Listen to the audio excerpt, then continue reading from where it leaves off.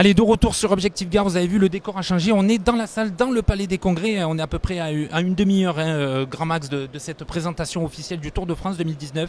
Et évidemment, les légendes du Tour sont ici. On vient d'en trouver une autre, Richard Virenque. Bonjour Richard. Bonjour. Merci d'être avec nous. Richard, il y a toujours voilà, un petit moment, même quand on n'est plus coureur, il y a toujours un petit peu d'appréhension quand il y a un nouveau Tour de France qui est dévoilé. Il y a toujours un peu de joie d'être là. Bien sûr, c'est un peu la rentrée des classes du Tour. On va rentrer dans l'hiver, les coureurs vont partir en repos et vont se préparer déjà mentalement à ce qui les attend pour la saison prochaine. Et c'est clair que le tracé du Tour est important. Pour avoir eu quelques petites infos, il va se passer beaucoup dans le sud en tout cas. On va rester beaucoup dans le sud et pas beaucoup de transferts pour les coureurs. Donc ça, c'est les bonnes nouvelles qu'on peut avoir sur ce Tour de France. Et j'ai des infos aussi qui disent qu'il va être très montagneux. Alors justement, le sud, nous, c'est pour ça qu'on est là, Objectif Gare, basé à Nîmes. Du coup, voilà, 4 jours normalement dans le Gard, dans Nîmes, avec, alors pas beaucoup de montagnes, c'est sûr, mais des jolis paysages. Le Gard, c'est un département que vous vous rappelez avoir traversé?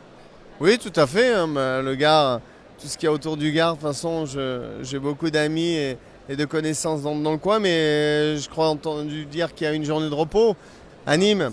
Tout à fait, donc on va rester dans le coin et bon, pour avoir fait le Midi Libre, pour avoir fait pas mal de courses aussi amateurs, oui, je connais très bien le Gard et je crois que ça va être, je dirais, le repos avant les derniers objectifs de ce Tour de France qui va finir dans les Alpes. Justement, qu'est-ce que font en général les coureurs sur une journée de repos? Il peut y avoir des temps avec le public, il va y avoir des temps d'un peu passer à autre chose. Comment ça se passe en général? Non, le coureur en général, il reste très concentré.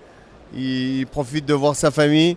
Même encore, il faut rester très concentré. Donc à l'hôtel, peu de sorties. Ouais, à l'hôtel, une petite sortie de vélo bien sûr, mais non, on reste très concentré sur le Tour. Bon. Et du coup, voilà, c'est vrai qu'il y aura ce paysage, notamment le pont du Gard. Bon, je sais que les coureurs n'ont pas trop le temps de regarder, mais c'est vrai que c'est aussi l'intérêt du Tour de France, c'est vraiment visiter le patrimoine français. Oui, il y aura de belles photos qui seront faites en tout cas avec le pont du Gard. Et je pense que la météo sera bonne aussi. C'est la période où il fait beau, c'est l'été, tout le monde est en vacances. Je pense qu'il y aura beaucoup de monde. Et voilà, c'est la fête du vélo. Qu'est-ce qui fait justement que cette fête du vélo est si populaire, que les gens dès qu'on leur annonce que ça va passer chez eux, près de chez eux dans le département, il y a une ferveur pour cette compétition planétaire? C'est quoi ce petit truc qui fait que le Tour de France, voilà, dès qu'on prononce le terme, c'est la magie, les gens pensent déjà à juillet à venir au bord des routes? Je crois que ça sonne aussi le gong des vacances scolaires, que tout le monde est en vacances et le Tour de France c'est un peu ça.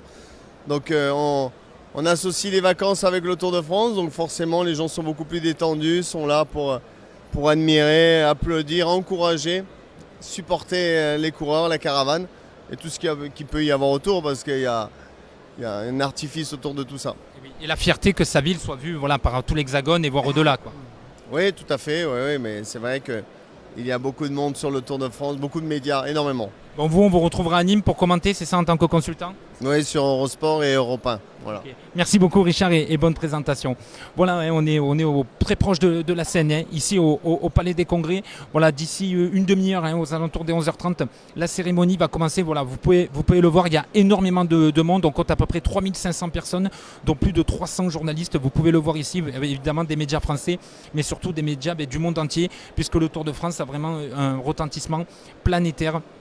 Donc le Palais des Congrès sera bondé ici, les caméras se mettent en place, tout le monde est en train de se mettre en place ici pour ce dévoilement du Tour de France. Voilà, on va essayer de voir si on peut vous faire vivre encore quelques réactions avant cette présentation qui évidemment se rapproche. Restez avec nous sur Objectif Gare, on se retrouve très vite.